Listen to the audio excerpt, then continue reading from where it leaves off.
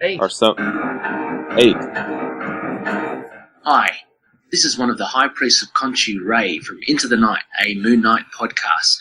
We're proud members of the Collective, and you're listening to one of the Collective members, the Capes and Lunatics Sidekicks podcast. Hope you enjoy. Recording has started.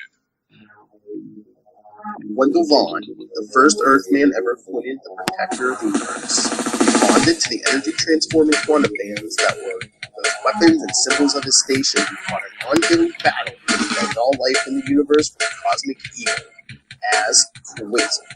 Hello and welcome to the Quantum Zone, episode 25. I am Phil, and joining me as always is Master of the Quantum Zone and Master of Las Vegas. I'm Will. Hey, everyone. And the Master of Marvel Age and the Master of the Boston Post Office. Matt, I'm here. I said I kind of wanted something special for 25, and I think we got it with the two emails we got from our newest fan, who your book is on your way. I will not let you down.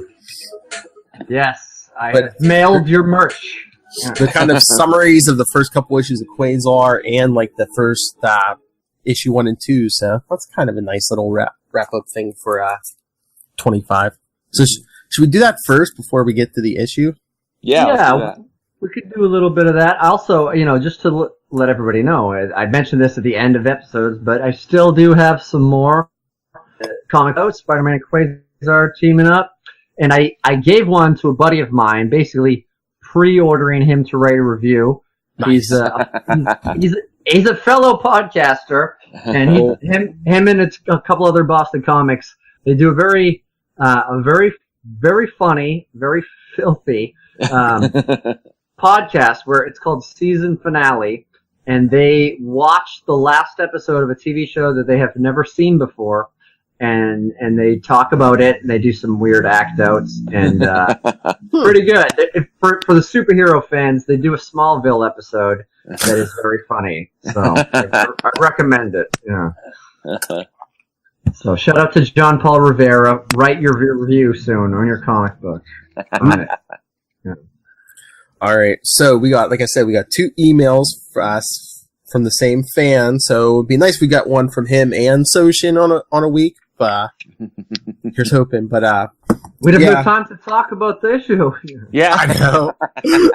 But he sent one day, then one on Wednesday and one on Thursday. So the first one says, Phil, Will, and Matt, greetings all. Robert Wolf here, at Wolf ERJ on Twitter, and then he goes into his address. Your book is on the way, Robert. Like I said, Matt Kona has not let you down. Yeah. That said, I wanted to pass along some notes from reading back over the first 12 issues of Quasar as you proceed through the summer of Pegasus. I think the first 12 issues of Quasar form a sort of swan song for an earlier style of Marvel storytelling. That is to say, Grunwald appears to be deliberately approaching the comic structurally from a mid-70s or early 80s form while polishing that form. I think it is notable because the shift over after issue 13 is notable and immediate. From that issue forward, we see more of a 90s format in terms of material and structure and a clear view towards the future of trade collecting multi-arc storylines. Even after that shift through, certain of Grunwald's clear approaches from the first 12 issues remain present. The tonal statements I observe in the first 12 issues are as follows. First, Grunwald focuses very heavily on the world Quasar inhabits. He is careful to set up reoccurring places and to use them consistently. Quasar is not a comic about an individual who changes the world around him. It is a comic about a character who occupies a place in a world and whose place in that world changes over time, but the world remains relatively intact. Second, the first 12 issues of Quasar are a travelogue of the types of stories told by Marvel and the Marvel Universe itself. Grunwald is careful to preserve the similitude. Yes, of that world, and to make the book an authoritative statement of that world through the editor's notes and by covering a broad portion of the world. Cynically, this is the deliberate and powerful cross-selling tool. Quasar as a book wants you to read other comics on the stands and raid 25-cent bins, as they were at the time, for back issues because the storytelling in Quasar adds weight to those stories.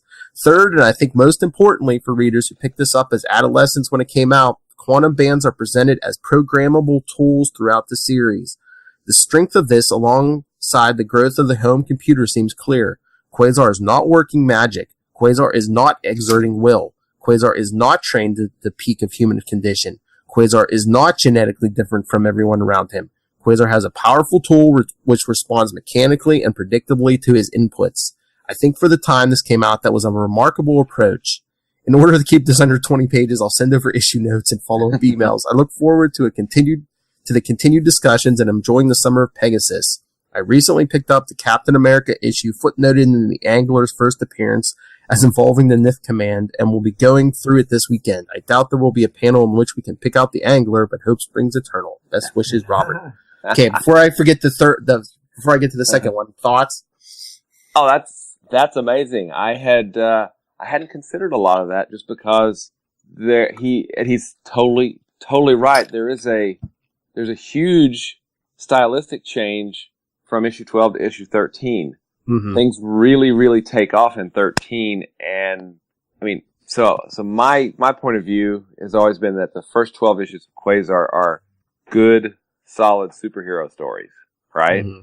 But I hadn't really considered that he's, kind of a travel log. Yeah, I mean, there's some really good stuff in there that I hadn't considered before, and then he's right. 13 Journeys into Mystery, boom, it takes off.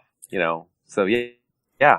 That's what I love about podcasting. It's like, you've probably read this stuff 100 times, but then it's like, hey, I never really thought of, some of this stuff. And it's like, I think Grunwald took like the 12 issues to build Quasar's world, and then it hits 13. And it's like, well, let's see. Let me show you what we can do with this world. Let's shift it into overdrive. Yes. Yeah, there's definitely a lot to unpack in that email. It was very well written. If I was a teacher and got that accepted as some sort of an essay, I would be pretty psyched. But yeah, because we don't talk really that much about the elements of storytelling too in depth. But yeah, and the way they do it, and there's a lot of the early issues Quasar that are just one-offs, and they involve old characters, and they're kind of like you talk about the footnotes about other comic books, and I'm inspired to go find the Captain America that was mentioned, and yeah, I think that Grunwald definitely wants all boats to rise, and helps.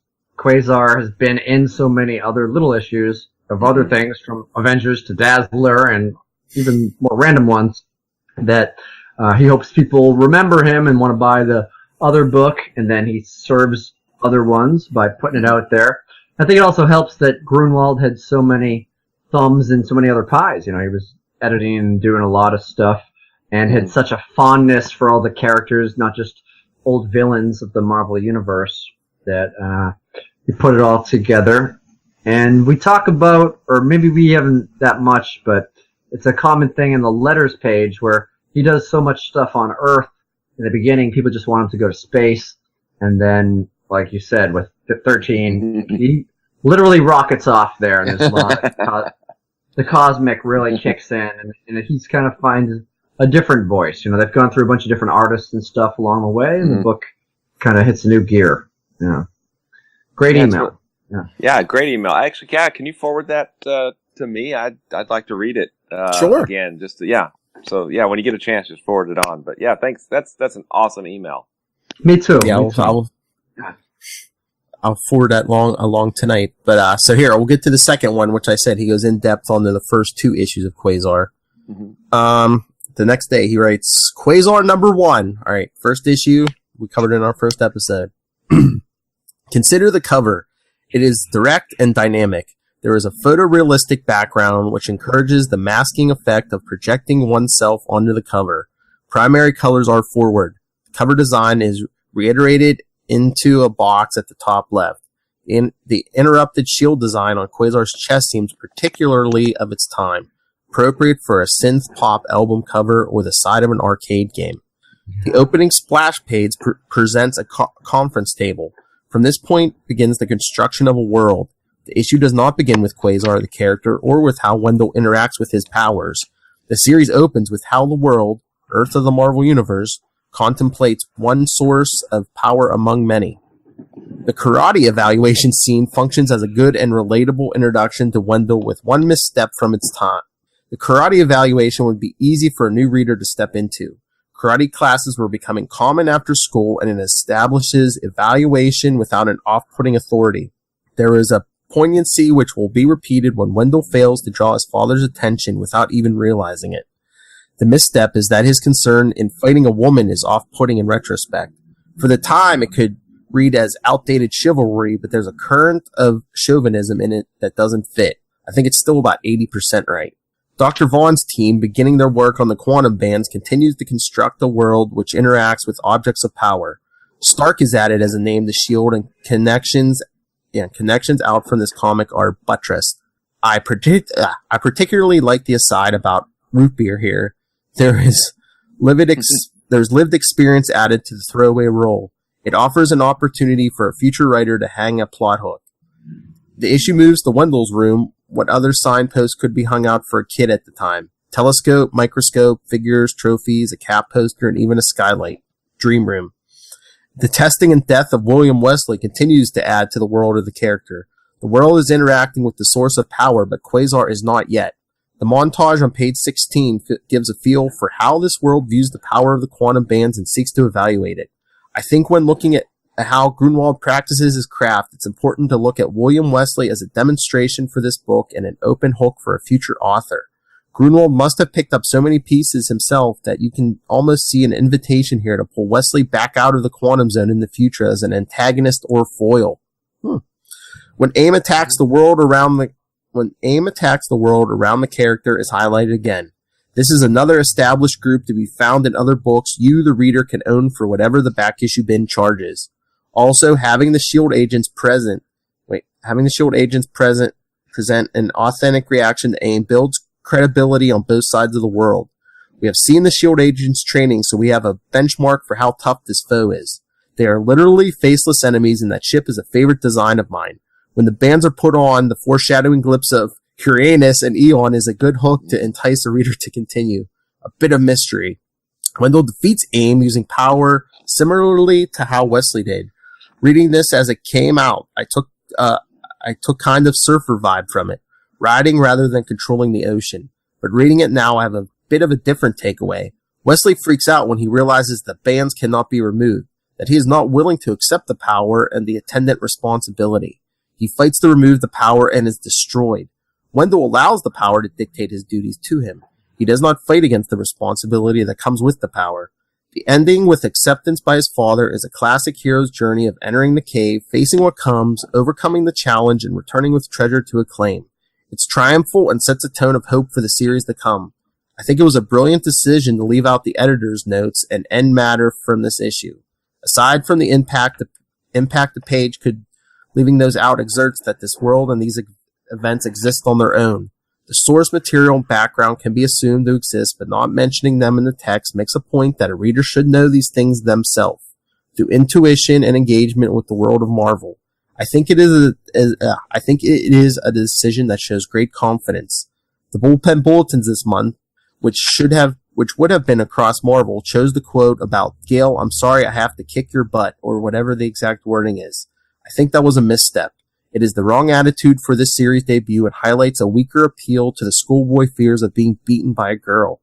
I think maybe the exchange between Wendell and his father as he puts on the bands could have been more appropriate. That said, the quote used highlights something about Wendell's thought bubbles. In this issue, they tell us what he fears. Most tell us what he fears. They tell us very little of what he wants. This could be a writing trick to encourage projection. He doesn't say what he wants, so the reader's wants can be inserted. Representation is entirely a background issue here, with only SHIELD agents and Resnick the scientist as not white dudes. It's good that at least the background world Quasar occupies possesses diversity, but his position in that world is privileged in many ways. Alright, thoughts before I get to issue 2? Ooh. There's a lot to unpack. Yes! Forward that one on to me too, but we probably could have did a whole episode just on this. Yeah. Let's yes, I want to read that more closely, but there's a lot of great stuff in there. A whole lot of great stuff in there that I want to unpack some more before we. Well, you know what we could do? You know what we could do? I'll read these out. Well, This one, it's issue 2, and then that's it. Well, I'll read these out. I'll forward these to you. You guys take a week. We'll react next episode. Okay. And then even if people listening to this want to write in with their thoughts on it, please write in. Yep. Because Excellent. Robert, you're giving us a lot to chew on, and it's good. Yeah. I encourage this from everybody. Yes. All right. Quasar issue 2. Issue 2 opens with an unusual splash page and the shock of comparing the beard here to the ending splash of the last issue. This issue continues what issue 1 did of presenting the world, the character, and habits without editor's notes to keep it dynamic and full of moment. There's a continued attempt at verisimilitude. Yes, even the professor couldn't say it. Sorry. In Wendell waking up, stretching and dealing with the transmission lag. We get a lived-in universe and Quasar having to move across it, almost like playing a video game before discovering the fast travel option of the quantum jumps. When are alien ruins not cool? These are pretty darn cool. Death Urge gets us to longer-term character issues to play Quasar. Depression, isolation, exposition, heavy stuff. Exposition as in Death Urge drops a lot of it, and Quasar will carry that as a narrative burden to introduce the broader universe throughout the first 12 issues. Page 12 as the cry of so many there with, I'm not going to die, idea, character, individual, and unusual phrasing. When Eon appears, we get another exposition dump and we get the display of the past Guardians of the Universe. More foundation for storytelling in Grunwald as craftsmen selecting a site from which to build an overlooked campground to survey the Marvel Universe. We get the hero's journey again this issue with off into the dark in the cave and back to home with knowledge and a mentor. Grunwald drops the hammer in the first stellograms. It's the payoff from not having any editor's notes. It's like a magician pulling back the curtain and displaying how the trick was done. There's also a challenge issued there. Go find these issues. Join the world we writers, editors, and artists are in the act of creating each month as we have for years. A feeling that doesn't seem to be present anymore. Grunwald appears to be taking a dogmatic approach to the universe and continuity. There may be what-if stories, but they are over there, and this is the world which is constructed from research as well as creativity. Mic drop. Yes! We have some smart fans, I'll tell you what. Yeah. Wow. Yeah, there's a lot. Like I said, everyone take a week, unpack that. Even listeners, if you want to send in your thoughts, Oh, Soshin commenting on Robert, that was so meta. I'll just give you my thoughts now. Same. Enough said. Ditto? Can we just say ditto? Yeah. Okay. I know there's some great stuff in there that I do want to unpack some more because, even back to issue 1 stuff too that I want to, that makes me, tell you what, let's do this. Let's reread the issues and then reread the Robert stuff. And then we can come back and comment next week because nice. I really want to go back through those, especially and hit the points that he's talking about because that's some great critique there. Yes. Yeah. Maybe when we do a Patreon episode, we can do that. To wrap up. Just got to get that going. Yeah. But this week we're back to Quasar number 8. Hey, wait a minute! What just ended? The Summer of Pegasus. Yeah, this is kind of our wrap up because it even says on the cover, something is devouring Project Pegasus, and the Cosmic Avenger won't stand for it. That's right. And remember, the last Secret Wars tie-in, and don't blink or you'll miss Warlock and the New Mutants. Absolutely, the last Secret Wars tie-in. Oh, but before we jump into this, there was a tie-in. Well, I saw something in a current comic. No one probably read Punisher number 1 yet, right? Not yet. I think it came out. I'm pretty sure it came out the last few weeks. Because I went to the store, bought some stuff today. Yeah, it's basically Punisher's basically been in a war with Baron Zemo for the last couple months. And in this one, Zemo's working with Roxxon. There's all kinds of shady deals going on. And Punisher kills like a classic Marvel villain in the end. I don't know if I should. I don't know. Oh, don't spoil it. Don't spoil it. But yeah, get it. No, man. Punisher takes out a classic Marvel villain. But they're loaded. The henchmen are like transporting all this stuff for Zemo. Roxxon.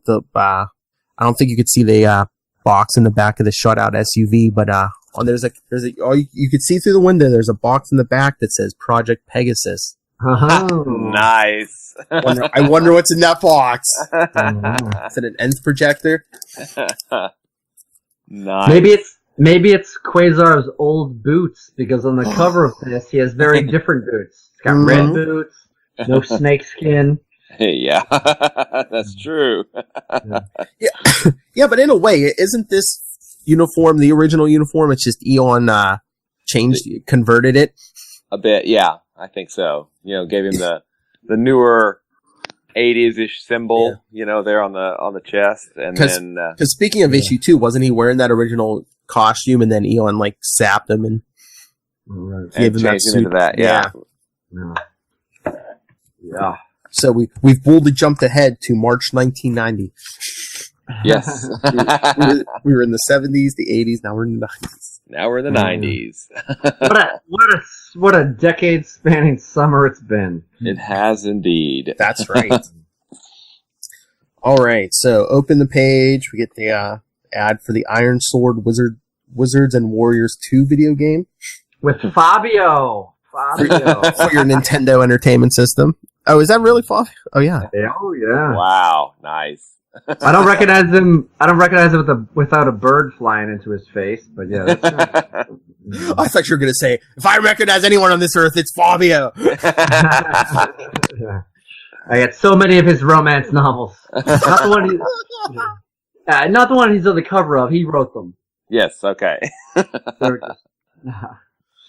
All right, so Quasar, Still Life with Metal. Of course, Grunwald writer, Mike Manley penciler, Danny Belandi inker, Janice Chiang letterer, Paul Beckton colorist, Howard Mackey editor, and Tom DeFalco editor-in-chief. All right. And remember that don't blink part? Well, we're there. Yeah. Quasar's checking out extraterrestrials, so he comes to see Warlock. Yeah. And there's some new mutants there. Sunspot and Cannonball, baby. That's right. Yeah. But where are they at? They're on they're on a skyscraper, aren't they? Yeah, a rooftop. The New Mutants, were they based out of a city? I don't know if I read that. I read X-Force. I read a few of the late New Mutants. I'm not too, I'm a little familiar with this period of them, but not a lot. Weren't they at the X Mansion, or even when it was blown up, weren't they in the bunker underneath it?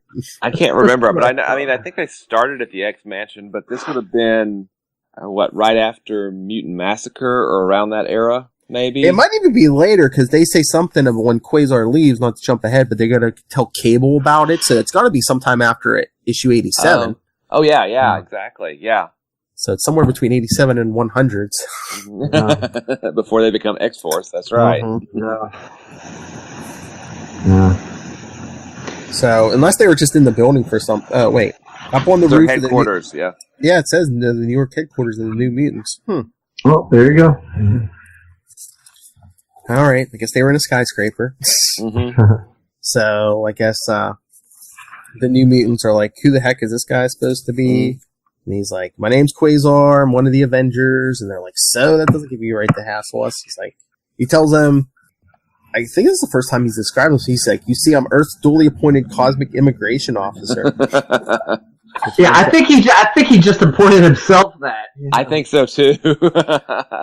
I mean, well, I guess it's easier than saying, well, my mentor is going to be killed by an alien that comes to Earth, so I'm checking all the aliens out just to see who might be a threat. And it's probably, it probably, I don't know if he's keeping the mission a secret, but to keep panic from spreading, just not saying, "Oh yeah, I'm investigating aliens. There's a dangerous one about to, come to Earth." And also the New Mutants of all people, they know that the name Iceman is already taken. It's an immigration joke. Oh my god! Oh man! I thought you were making a Top Gun joke for a second. I'm just here to challenge you to a game of volleyball. Yeah. All right, shirts off. Yeah. All right. But look at it. He doesn't come in guns blazing. He's coming like, hey, I just want to ask you a few questions. It's not, he's polite. He doesn't really want to hurt people, right? I mean, not guns blazing. What's he doing on the first page? Or is that a shield? bands blazing or a shield? Because it looks like Warlock. I don't know if that's his eye or I don't know what that is. Yeah, I don't know. Yeah.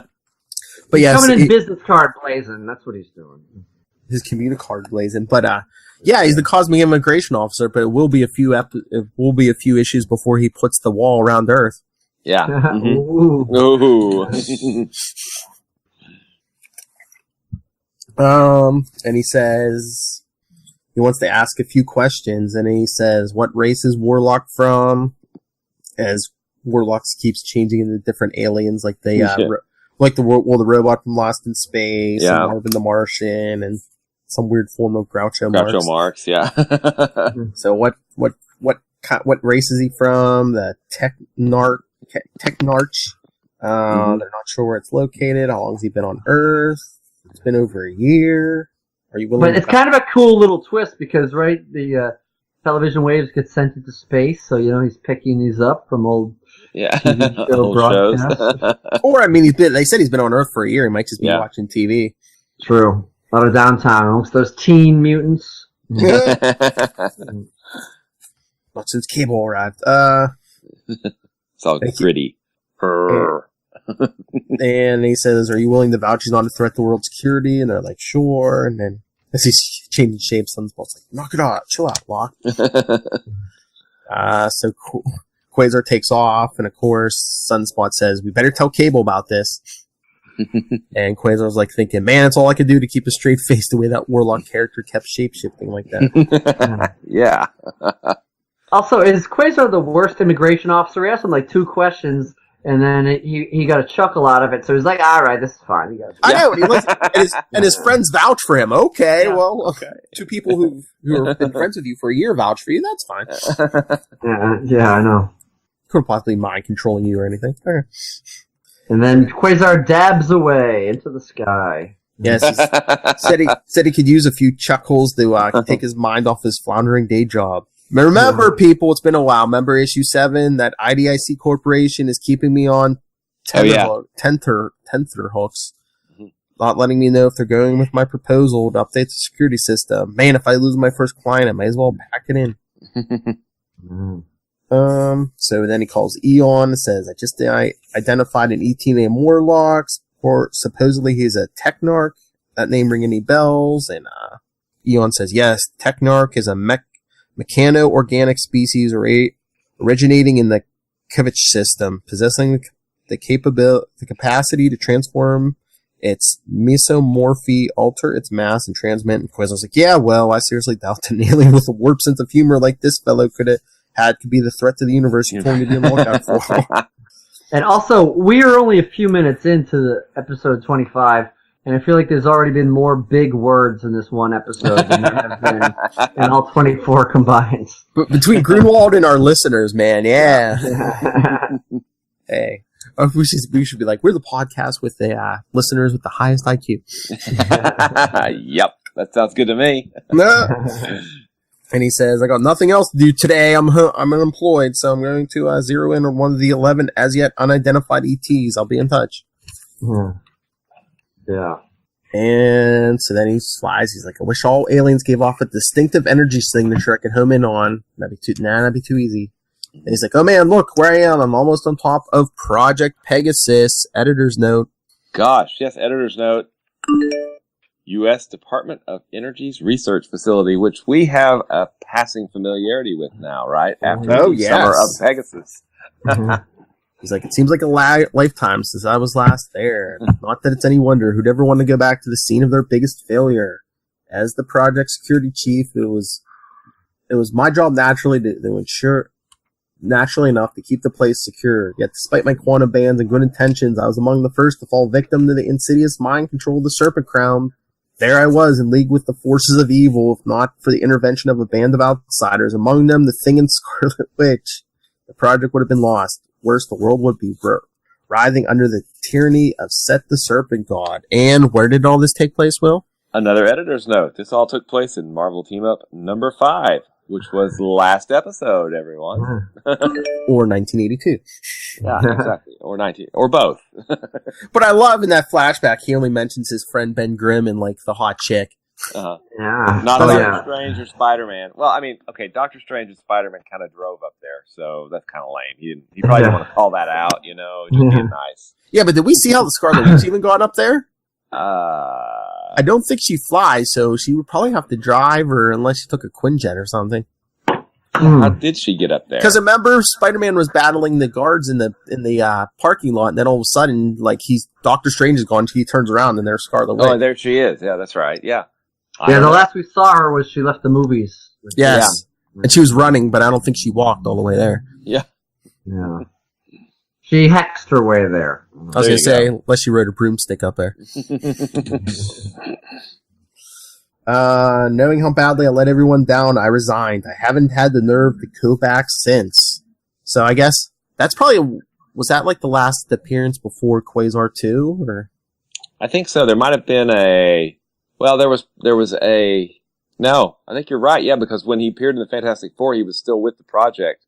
And Jeannie, or Janine, was still his fiance, right? Yeah, I was going to say, I don't know if I've read every appearance of him in Marvel 2 and 1, but every one I've read, yeah, he was still with the project, so. Mm-hmm. And in Dazzler, he was still with the project, yeah, so that might be. But he says, I can't let my past feelings prevent me from doing my new job. I'll just have to. Then he's like, hey, that's weird. The entrance is wide open. You can't blame me this time. People are waltzing in. Either security has gotten really lax since my day. Why? Because the door's open. There are people waltzing in and out of there all the time. But there's something bad hiding. Wait. Does it say hiding down? Going down. Sorry, it's the word. It's a little marked. It's a little marked up on mine too. Yeah, the G. Yeah. Oh yeah, even on the reprint in the trade, it's a little bit goofy. So. And they said it's dark. Why do we get the feeling this is not simply an energy conserving measure? Now, where was that light switch? Hey, now, Robert, our reader, our listener, right, was talking about the little details. That's a cool little detail. Where's the light? I'm a human. Where's the light switch? Of course, I have the quantum band, so why wouldn't I just light it up? But where's the light switch? It's a pretty cool touch, I think. His first thought should have been like, is Aquarian back? Yeah, yeah, exactly. Dang it.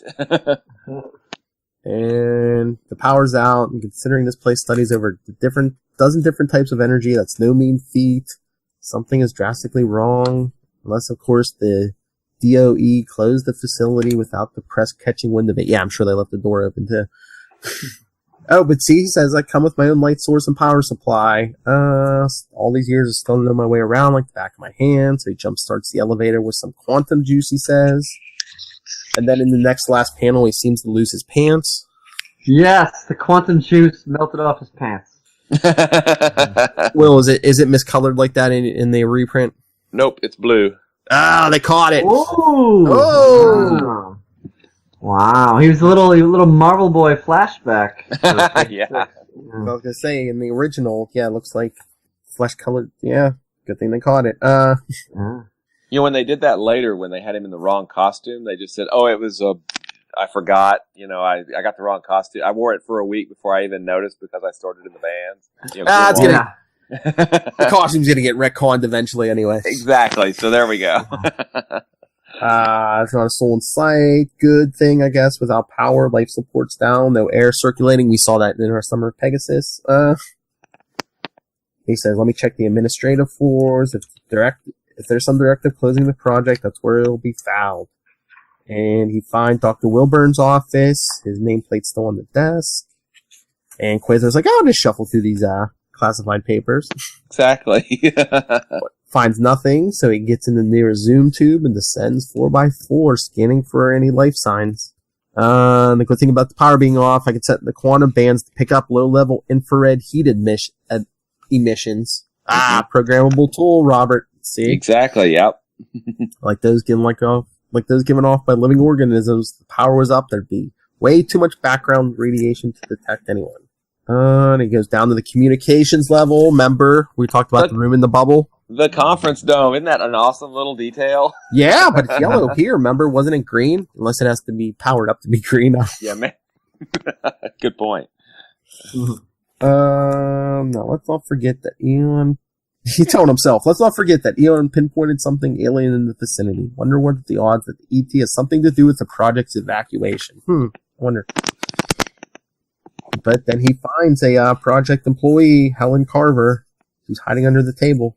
With a face mask on. Mm-hmm. He says, my name's... Oxygen mask, yeah. Yeah. He says, my name's Quasar. I used to work here. But and yes, you are... It's Helen Carver. Well, Miss Carver. Have you ever been a secretary or jogger? But wait, he drops his aura, so what's he breathing? I don't know. It looks like he's holding his breath at the top of page 9. So yeah.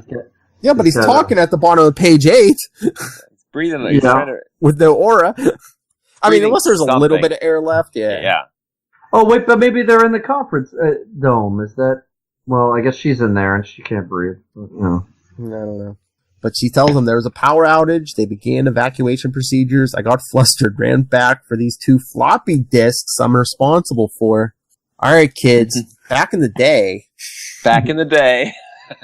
computers had these little slots. You could put floppy disks in. I was going to say like CDs, but kids there probably like, what's a CD? Yeah, and you could store like up to a megabyte of information on it. I don't think you could store a whole episode of our show on one of them things. I don't think so. Yeah, and floppy disks were the type of material. It was floppy. It was just you could wag it. It would look like it would bend. Like hard drives were hard disks, and very literal. It's actually to the point now, there's a disk icon, a floppy disk icon to save your files. Mm-hmm. Most people don't know that was actually referring to an actual physical object, which is a floppy disk, Oh, yeah, I heard some story. I forget what some kid called it, but yeah, it was just like, what? What's up with that weird present with the hole in it? Yeah, or like, what's that book or something? Yeah. So, after she raced for her floppy disk, the emergency lights went off and I lost my way. It was all I could do to find one of these oxygen masks and grope my way in here. And he says, you have no idea what caused the blackout? No. So, he says, don't worry, Miss Carver, your ordeal was over. I'll send you up to the surface. So I'm kind of dating my secretary. So, yeah, he puts her in a bubble and sends her up. He says, I'll go with you, but I want to check for more stragglers. Yeah, he does this very suddenly, by the way. He just, puts her in a bubble. He's like, all right, puts her up in the air. Don't need you panicking on me. Yeah, and also it's funny that she says that she groped her way in here when the page before, as soon as Quasar meets her, he grabs her hand and shoulder, so he kind of gropes his way in there too.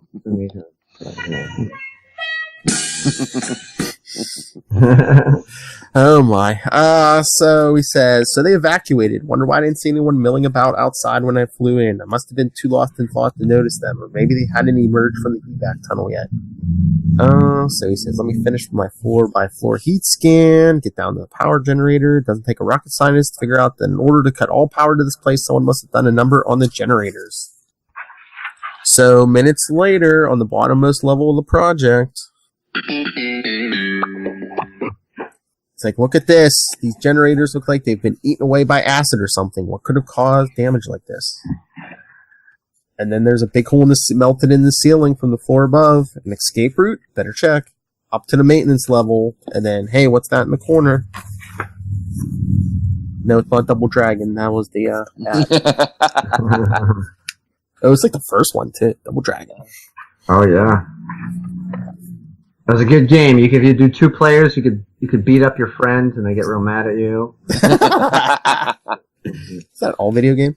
So Quasar finds a cocoon spun out of metal. This is pretty freaky. I've got this sick feeling there's something alive in it. Can't detect any infrared emissions though. Wait, there's something very faint coming from inside it. Let me see if I can amplify. And he makes a quantum stethoscope. He's listening in. Oh yeah, I love that. Oh man. Yeah, says there's something inside the pod. Not sure if it's good or bad, but we're going to find out. Says, carefully now, I've got to peel back these layers of metallic goo. Starts using the quantum bands, and then, whoa! A man in a costume with a force field around him, who we will come to discover is the blue shield? Mm-hmm. Ah, yes. Easy, sir, I'll have you free in a minute. But, behind Quasar, he hears something. Giant metal monster. Mm-hmm. Drooling acid. So... Spraying acid. That's right. Quasar puts up a shield, but then he's like, holy, it's eating through my energy shield, and something else that eats through that quantum energy. Yeah. Seems like at least every other issue, he's like, something's getting through that shield. Yeah, no kidding. But then bad luck with villains these early days, you know. Yeah. Mm-hmm. But then he sees the creature sucking up the corroded metal off the floor, like how a fly eats, slobbering its digestive fluid on something, then lapping it up. I know we should be tolerant of physical differences among alien species and all, but this is the most disgusting thing I've ever seen. Yeah. Not like that Helen Carver, hey now. Yeah. And he dropped an anvil on its head in pure Roadrunner style. Exactly. But the anvil didn't phase it, so he says, let me try encasing him in a foot-thick solid energy cushion. And that's when he turns to talk to his Blue Shield, and Blue Shield says, 15 men, it sprayed 15 of my men, dissolved them, and ate them. He said, sorry, sir, how is it you managed to survive? Your force field? He says, I guess, couldn't burn through it. He says, don't worry, sir, we're going to stop this thing. Avenge all your men. Count on it. Because I'm an Avenger. I guess that answers the question why he didn't see all the people evacuated outside. Yep. Yeah, there's more than 15 people in the project, isn't there? Yeah. Yeah. And he said, my name's Quasar, by the way. I used to, and before he get out his resume, he's like, he's moving. And the creature breaks through the shield. And he says, stay down, I'll cover us. He's like, I just can't figure how this creature can burn through my energy constructs like that, unless it's simply eating away at the component matter in my constructs, unbinding the energy in the process. And that's when Look out. Blue Shield is like, yeah, look out. And Quasar's like, it's hammered through my shield without using a throat spray. What's going on? Does its pores exude some sort of molecular acid? Yeah, we need some strong deodorant. Blue Shield says crushing him, and then it starts moving him toward its mouth.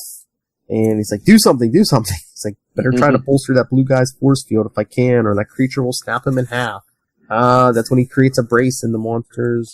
He says, it's not going to hold any longer than the other ones have. That's when he calls Eon. He says, I'm up against some sort of omnivorous metallic ET who corrodes through my energy constructs like they were Swiss cheese. Can you figure out what this thing is, where it came from? And of course, Eon, I'll get back to you. Yeah. He just doesn't seem to get the immediacy of the request, right? He's an old man. It takes him a while to focus that cosmic awareness. Yeah. It's like sometimes you just need answers from your magic 8-ball, and it says, ask again later. Oh, yeah. But then Quasar has a thought. He says, hey, if the omnivore's nervous system is electromechanical, maybe if I generate an electromagnetic pulse, I can overload it and shut it down. Here goes. Then he goes, it stopped. No, wait, it's moving again, corroding my containment sphere. Blast! But that's when he gets mad. He says, I am mad now. No more Mr. Nice Guy. And he makes a quantum sword and cuts the creature's hand off. Which is pretty awesome. Oh, yeah. He's like, I did it. Yeah. Severed its hand with my laser sword. The blue guy is free, but the hand starts crawling away on its own. That's when Quasar bubbles it up. So, does the creature have to be whole to eat through the construct? Because that hand never gets out of that construct.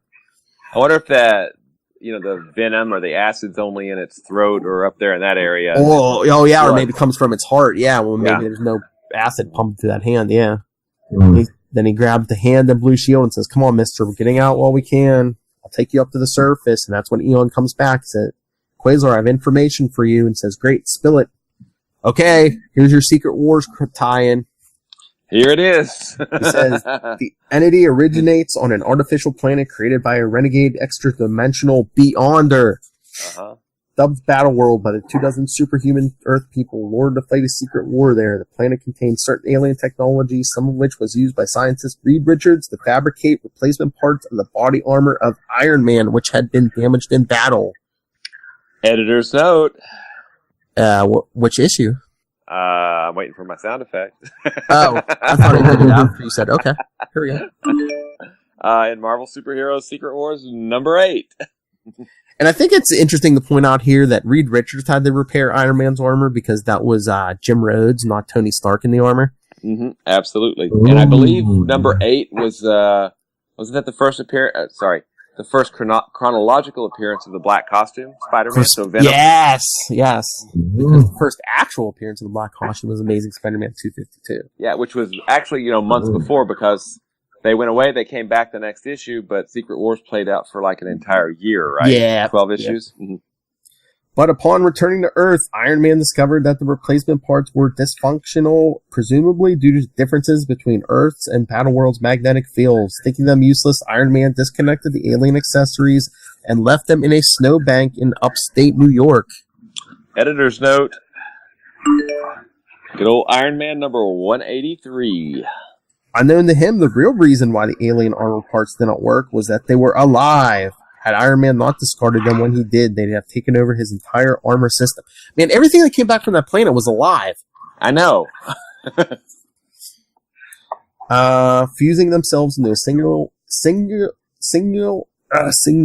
ambulatory organism, the armored aliens sought out food and shelter and found both at Project Pegasus, a few miles away, entering through a ventilation shaft that has been eating, growing, and evolving down there ever since. It's like, thanks, Elon. He says, I might not have any better idea how to fight that thing, but at least I know what it is. Nothing I create with my quantum bands can hold it for very long. Its molecular acid eats right through. There were only some place to stick it where it could eat all at once without. And he's like, hey, the magma tap. Project scientist doing thermal research drilled a hole straight down in the Earth's magma level. Let's see if I can. And that's when the creature returns. He's like, let me see if I can lure it where I want it. And then splash page, slam it in. Yeah, goom. That is an awesome sound effect. Goom. Oh yeah, and it gives you like the impression of the size of the creature. Yeah. Smashes him in the chest with a giant quantum mace. Right over the magma pit. I'm waiting for the creature to say, "Man, you should have went for the head." Yeah. Get it, like Thor and Thanos. I said, yes, it fell back in the pit. He's like, but I gotta get it completely in so I can close the hatch. There's a real good possibility this may kill the Omnivore, but considering that the thing's killed 15 men already, being responsible for this creature's death is nothing I'm going to lose any sleep over. See, didn't Soshin write to us? Or was it someone else? Somebody wrote to us and said, yeah, killing isn't Quasar's first thought, but he's not adverse to it if the situation calls for it. Yeah, but it's definitely not his first impulse. Yeah, no. But then it seems like the creature's down, but then he starts clawing its way back up. He's like, shoot, tenacious little son of a gun. Looks like if I want the job done right, I'm going to have to do it up close and personal. So Quasar puts a shield up and starts pushing it down into the magma tap. And it's spewing acid all over him. Even with my eye filters, it's so bright in here, can't see a thing. Heat, pressure, unbelievable. If it manages to dissolve my protective energy aura, I'm gonna flash fry. It's like, gotta keep moving. You did leave out one funny thing. What? Where he goes, I got acid vomit all over me. Yuck. Yeah. Hey, acid is so gross. Hey, these are his internal thoughts. He's not, he's not trying to impress anybody. True. And he's panicking. Because he's like, one hole in this field, and in my shield, I'm done. It's like, come on, you disgusting monster. Cut that out. Can't go any further. Heat's penetrating my aura. Have to turn back. The creature's got to make it let go of me. Let's go. But he must, because then he starts shooting upward. He's like, please, please, please, let my aura hold out till I make it out of this inferno. And he makes it up, and then he expels his thermal energy down the pit, where then caps it. And then a short time later, top side of the project. He says, well, it's over. The project is safe. And of course, another whiny security guy, Chief Pegasus. Yeah, no thanks to me. Some security chief I am, letting 15 of my men die. I think it's just like a requirement for the job, right? I think so. And Quasar says, there's nothing he could have done. He says, I know what you're going through. When I was security chief, I screwed up so badly, it took 4 outsiders to come in and pull the Project Bacon out of the fire. It's no disgrace. It's just something that happens. Don't let it get to you, make you want to toss in the towel. He's like, tell you what, I gotta get going. You can assign credit for the project's rescue any way you want. Take care now. And he's like, oh, by the way, what's your name? That's when he says Blue Shield. I was one word off. I thought it was Blue Guy. But Quasar's flying back to the city, and he's thinking, weird being on the other side of the fence. I see now it's easier coming in from the cold and saving the day than it is putting your butt on the line day in and day out. Hope the Blue Shield takes my pep talk to heart. Wouldn't want him to repeat my mistakes. In light of the deaths and all, I hate to have anything to feel good about, but I can't help feeling I vindicated myself tonight for all the times I failed the project. Vindication. That should be the title. Vindication. Yeah. But his cape has seemed to have regenerated a bit. A little bit, yeah. I wonder if Eon can fix that. Maybe. He transformed it from the old costume. He would think. Yeah, sure he could. But then, meanwhile, Blue Shield's staring up like almost looks like longingly at Quasar. And that's when Wilburn decides to poke his head out. And he said he wants to know what happened. And Blue Shield says, a creature was eating the project, Dr. Wilburn. Killed 15 of my men. Don't worry, it's gone now. Quasar came in and saved us all. Me, I was all but useless. Now, if you don't mind, I'm going to help the engineers restore power to the place. My resignation will be on your desk in the morning. The end. And Wilburn's like, oh, not another one. Dang it. Damn superhumans. Oh, but we do get a small science section in the letters page. Oh yeah, this is when they say that science section is going away for letters, but they actually found some real life possibilities of doing what the quantum bands do, if I remember correctly. Yes, from the New York Times of October 31st, 1989. Of particular interest to Quasar fans, it seems that researchers at Harvard University have discovered a way light can bind matter into molecules in an experiment conducted by Dr. Is that June? I think it's Gene, just spelled with a J. Okay, but yeah, that second letter is kind of blurred. I can't see if that's an E or not. Golovchenko, professor of applied physics, and two colleagues from the Roland Institute. Laser light focused on tiny plastic spheres caused them to move toward each other and bond together. The length and strength of the bonding was controlled by the intensity and wavelength of the laser. Now, if this doesn't sound like what Quasar's quantum bands do with light particles, photons, and molecules, we don't know what does. So, hey, it's been nearly 20 years. I should have some quantum bands now, right? We can't get flying cars. You want quantum bands? You know, hey, Harvard University is a 20-minute drive away from me, so maybe I'll just go see if Dr. Golovchenko is in and see if I can hook something up. hey, they might have stuff out in the library. You're good with libraries. That's right. True. The library doesn't open until 1 p.m. tomorrow, so it's a hassle. Age-appropriate libraries. Quick note on Blue Shield. I believe he ended up staying at the project because he shows up again in like Quasar 51, 52. Oh, yeah. So he did not resign. He ended up staying, I believe. Oh, yeah. Now that you say that, didn't he say something about changing his mind or something? Yeah, I think so. Well, I forget. Wasn't he one of those guys who tried out with like Speedball in that issue of Captain America for like the Avengers? Was it like 352 or something? Oh, maybe. I don't know. There was like a group. Yeah, I can't remember if Blue Shield was in there, but they all kind of like flunked out because Cap was like, "Well, try again in like 6 months," and maybe Blue Shield was just like, "I'm going back to go back to Pegasus." Because again, another Grunwald written issue, so maybe. Yeah. I bought a Dazzler issue for 50 cents because Blue Shield was on the cover, and that's a crossover from Pegasus. So that kind of takes us, and Quasar, and that kind of takes us from almost back from where we started with the letters page. How he recommends other issues and different types of comics. Yes, absolutely. Also, maybe here's my theory about why he doesn't quit. Maybe because the acid destroyed the desk he was going to leave his resignation on, so there's no place to put it. See, we're not even on the same wavelength tonight. I thought you were going to make a joke about him dropping acid or something.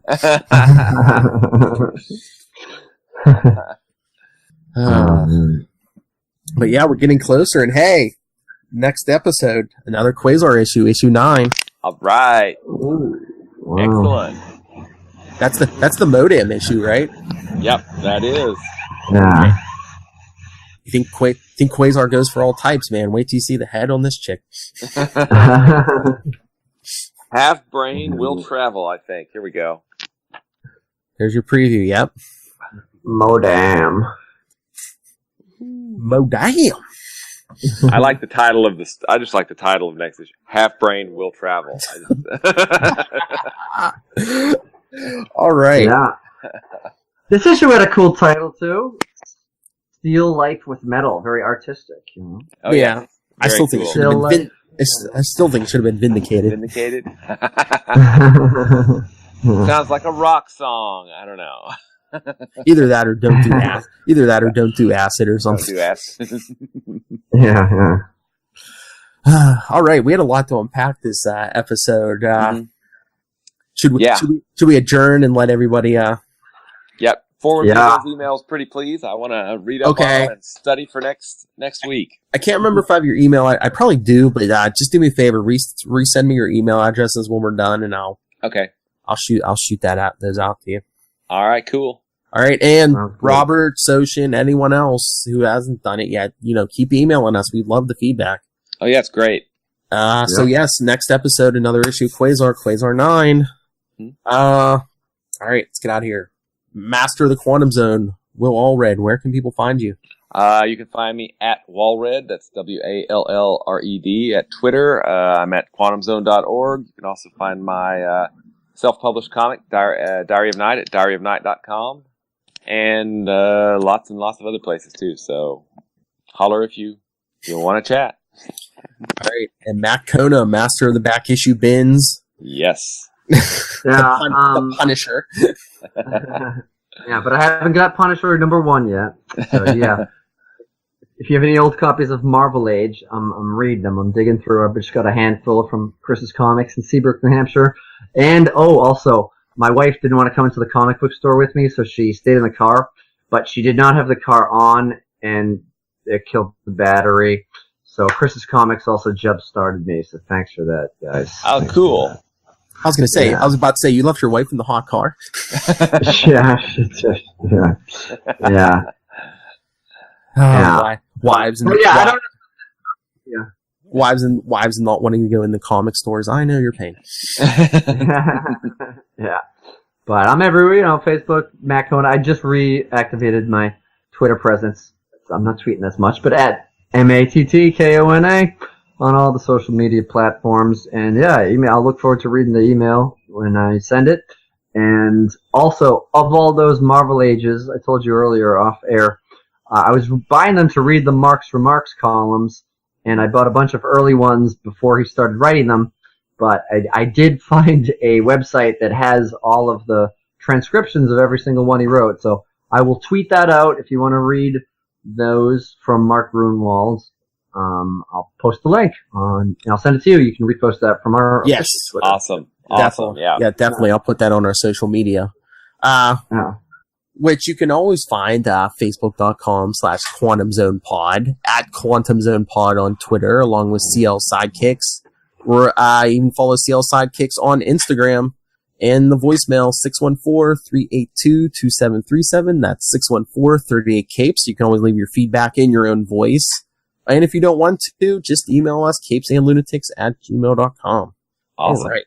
But yes, like I said, send me your emails. I will forward Robert's stuff to you. I just need an episode to break all those down. But until then, thank you everyone for joining us. Again, come back next week. Another issue of Quasar from the regular series. And Robert, email us your breakdown of issue 10 so we can talk about it on the following week. Yes. Send that. Yes. Then we're going to jump back to Avengers after number 9, right? Let's see. No, we did no Quasar 9. We're going to do 9 and 10, and then we do Avengers 317 318. Oh, sweet. With a young lady some of you may have heard of named Nebula.